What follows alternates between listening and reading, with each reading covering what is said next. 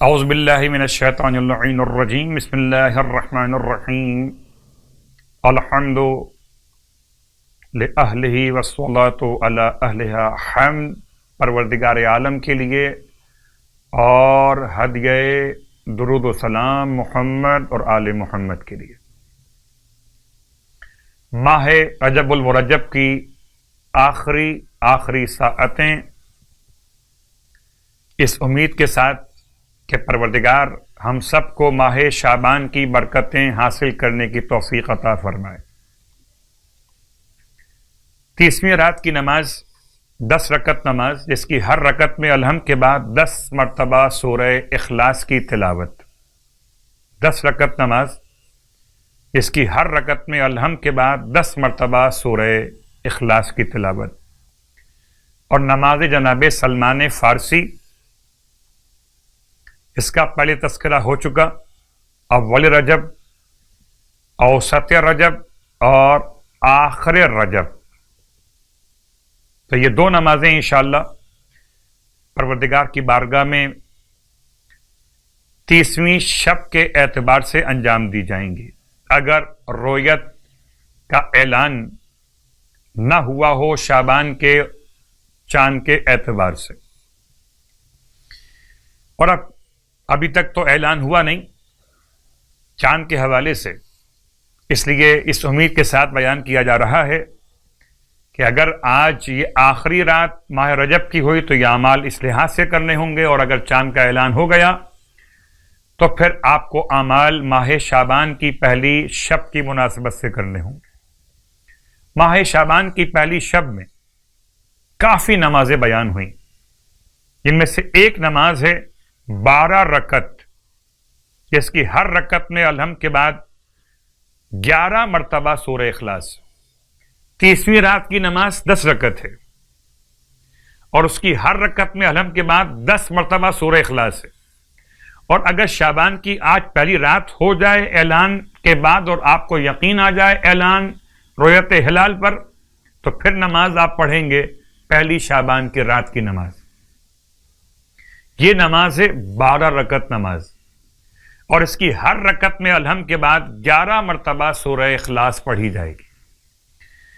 سرکار ختم یہ مرتبہ صلی اللہ علیہ وآلہ وسلم کا مبارک مہینہ شعبان درود کی تلاوت کثرت سے، استغفار کی تلاوت کثرت سے، مخصوص صلوات چوتھے امام کی بیان کی ہوئی، مناجات شعبانیہ کے بیان، انشاءاللہ شعبان کی برکتوں کے بیان کے لیے بھی آپ کی خدمت میں مسلسل حاضری دیں گے۔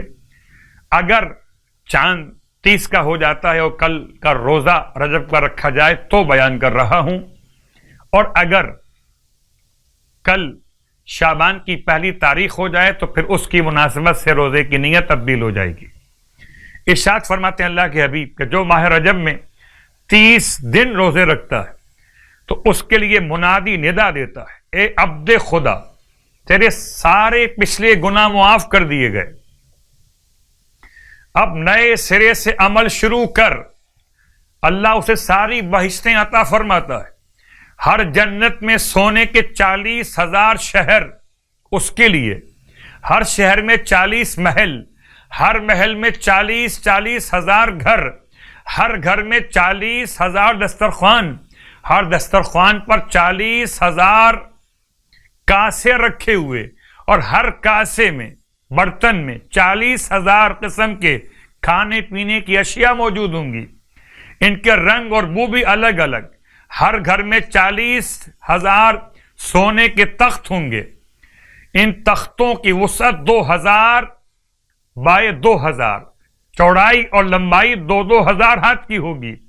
ہر تخت پر پاکیزہ حوریں ہوں گی، جس کی پیشانی پر 3 لاکھ نورانی زلفیں ہوں گی، ہر زلف کو 1,000 چھوٹی خدمتگار کنیزوں نے اٹھا رکھا ہوگا، وہ اسے مشک اور عنبر سے معطر کر رہی ہوں گی، تاکہ ماہ رجب میں روزہ رکھنے والے اس کے پاس آئیں۔ یہ سب کچھ اس شخص کے لیے تو رجب کا پورا مہینہ اب 29 ہو جائیں یا 30 ہو جائیں، پورا مہینہ کہا جائے گا کہ پورا مہینہ ہو گیا۔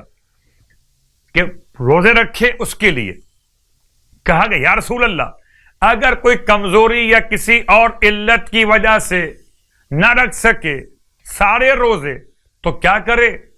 فرمایا اس ثواب کو لینے کے لیے صدقے کے طور پر ہر روز مسکین کو روٹی کھلائے۔ آپ فرماتے مجھے اس ذات کی قسم جس کے قبضے قدرت میں میری جان ہے، اگر یہ ہر روز صدقہ دیں تو جو کچھ اس میں نے کہا ہے آپ فرماتے اس سے زیادہ ملے گا۔ زمین و آسمان پر رہنے والی تمام مخلوق جمع ہو کر جنتوں میں اسے ملنے والے فضائل اور درجات کے 10ویں حصے کے اجر و ثواب کا بھی اندازہ نہیں کر سکتے۔ کہا گیا یا رسول اللہ جو شخص صدقہ بھی نہ دے سکے تو کیا کرے؟ فرمایا پھر ان صفات کو حاصل کرنے کے لیے تسبیحات کی تلاوت کرے جیسے کہ پہلے بیان ہو چکی۔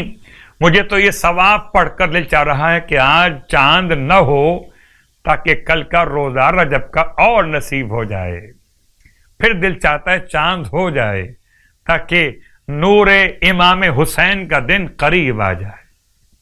ہزاروں خواہشیں ایسی کہ ہر خواہش پر درود نکلے، رجب کا آخری دن ہو تو درود نکلے، شعبان کا پہلا دن ہو تو درود نکلے۔ خدا ہم سب کے اعمال، رجب کی دعائیں، شعبان کے لیے توفیقات مرحمت فرمائے، الہی آمین۔ وما علینا الا البلاغ المبین۔ والسلام علیکم ورحمۃ اللہ وبرکاتہ۔